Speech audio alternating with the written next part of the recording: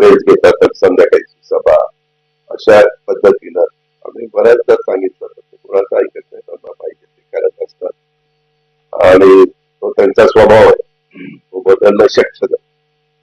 या मुलाखतीचा एक प्रश्न आहे, म्हणजे त्यांनी सोबत जाण्यासाठी पक्ष सोडलाय, त्यांना पक्षात पुन्हा नो एंट्री आहे, दिवाळी तुम्ही दरवर्षी साजरी करता, पण त्यांना यावेळेस तुम्ही ना इतके काहीतरी प्रयत्न अर्थ काढता.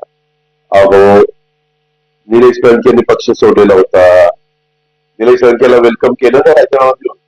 हे कशाचं आलंय, तुम्ही काय घेऊन बसलाय? हे फक्त सांगायचं असतं, याच्यात काही तथ्य नाही. मी तुम्हाला नेहमी सांगतो, राजकारणामध्ये कुणी कुणाचं कायमचं मित्र नसतं, कुणी कुणाचं कायमचं विरोधक नसतं. हे उगीच मोठी लोक काही बोलली, हे असं बोललेले, त्याच्याबद्दल तुमचं काय मत आहे? हे बोलणारे बोलणारच. त्यांना तिथं एक समरावस्था निर्माण करायची, लोकांच्या मध्ये एक संशय कल्लोळ त्या ठिकाणी निर्माण करण्याचा त्यांचा प्रयत्न असतो. चौकशी शिवाय आपण मी काय नाकारलं? तुम्ही म्हणाला की फोटो असू शकतो. नाही, मी नाकारलं नव्हतं.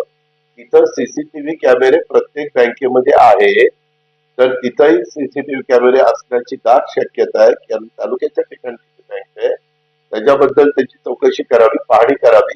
त्याच्यात दोन्ही अर्थ निघू शकतात, मागचे पण फोटो दाखवू शकतात किंवा ऍक्च्युअली काय घडलं ते तर सीसीटीव्ही कॅमेरे पाहायला मिळेल. काही माझ्या नावाने कपू नका, अजिबात नाही. मी सांगितलेलं होतं की तिथं सीसीटीव्ही कॅमेरे असतील तर त्या 24 तासातले 48 तासातले सीसीटीव्ही कॅमेऱ्याचे फुटेज पाहावे आणि त्याच्याबद्दल काय नक्की झालंय, कुणी केलंय, काय केलंय, माणसं दिसतात. जर केलेलं असेल तर कोण आहे त्याच्या मागचा सूत्रधार हेही कळेल, नसेल केलं तर त्याच्यातला